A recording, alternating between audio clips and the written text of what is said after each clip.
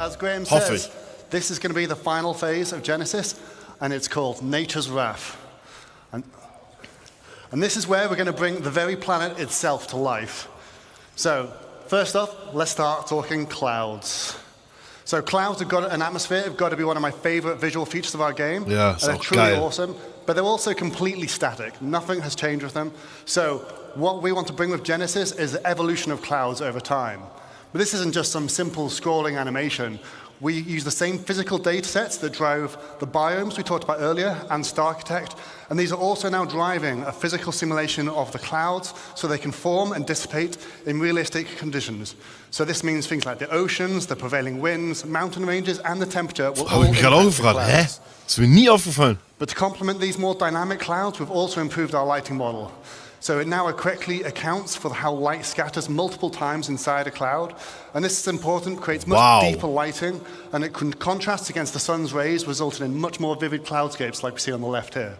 Something we're all too familiar with in Manchester. Now, it would be awesome to bring this into context and show it on an actual location. Let's take a look at a quick scene to round this up. Oh, ich glaube, das ist geil. It's a nice day on the surface, but something's different. The clouds are moving, but they're not just moving, they're forming naturally in changing shape.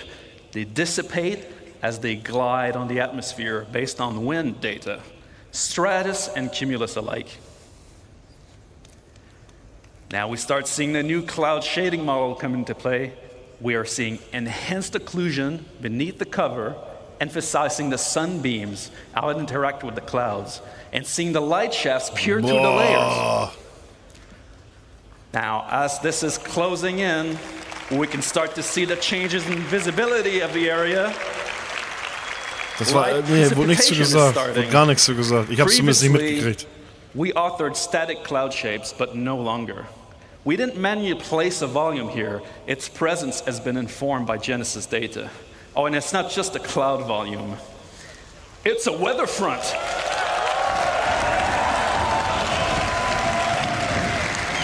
Now we're trying to see the wind picking up. Terrain and rocks are getting wet. Vegetation, grass, and the overall environment are responding to the weather. The system 100%. is changing the world around us. We can see puddles being formed dynamically in the dirt, properly responding to light, reflections, and rain droplets. It's getting really ominous and loud in here. I can feel the danger. I think we should let this play out in the game.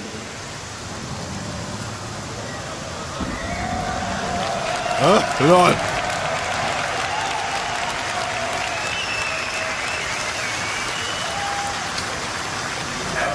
Dann wird das jetzt noch zu 4-0 kommen. Gehe stark von aus. Auch das mit dem Sound. Die beiden letzten Phasen zumindest.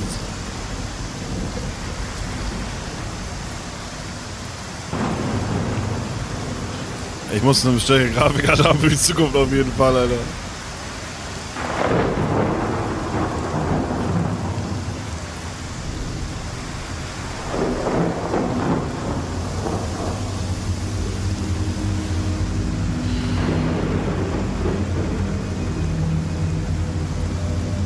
I'm getting out of this suit now.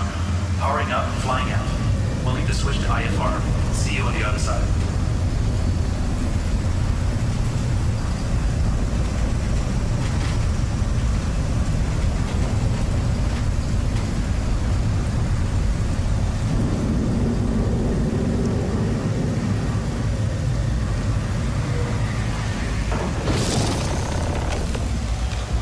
Hoho. Wenn das so aussieht mit diesen flatternden Dingern hier, Alter. Das wäre ja übelst krass. Mit den Dosen, die da rumrollen. Das wird nicht so sein, das glaube ich nicht.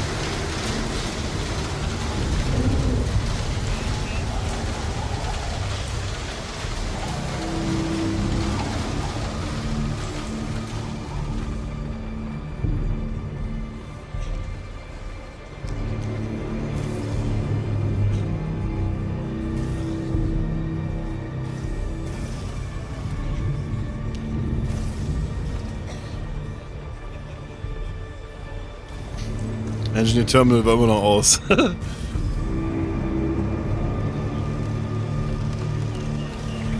Wow.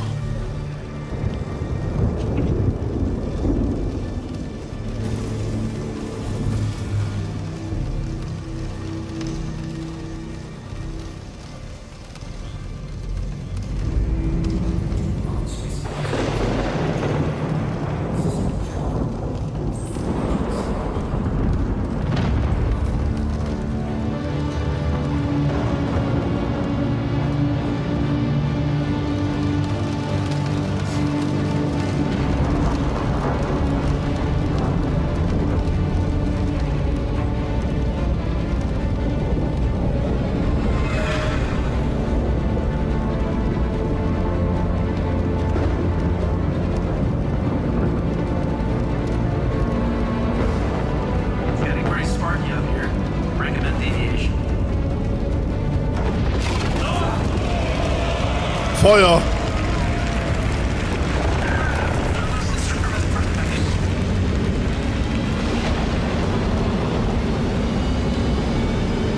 Was ist das für ein Skin? Boah, Digga! Ich liebe solche Shots! Boah!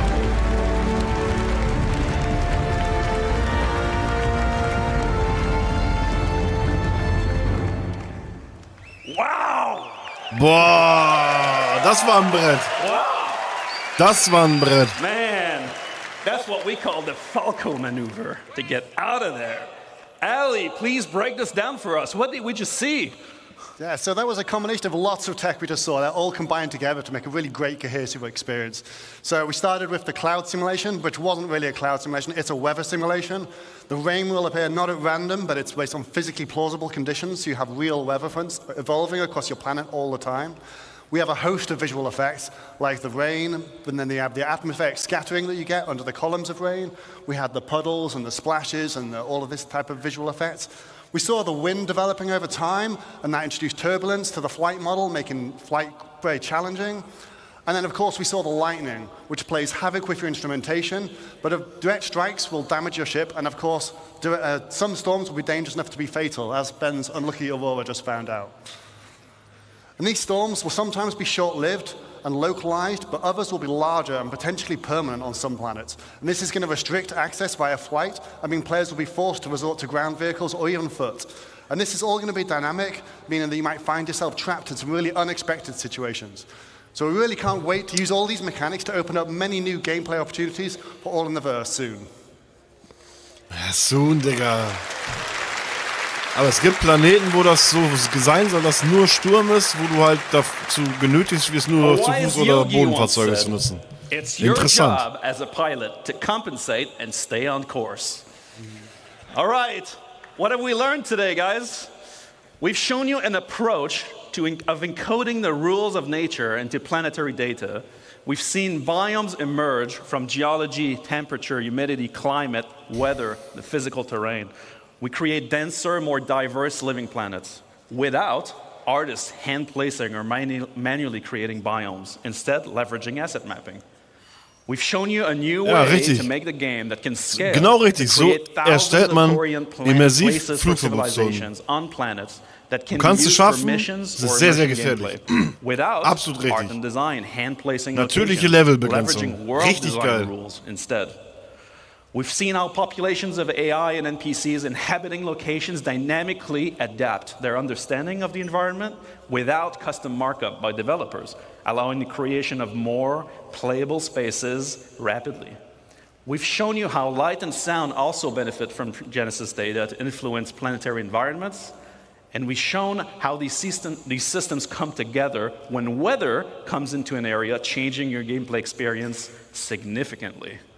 Our goal with Genesis and all of its systems is to create more worlds, better worlds, faster, by applying our tech wizardry and craftsmanship to build systems that respond to data. That's our Star Engine presentation for today, guys, for this year. Have a great CitizenCon. We'll see you on the next one.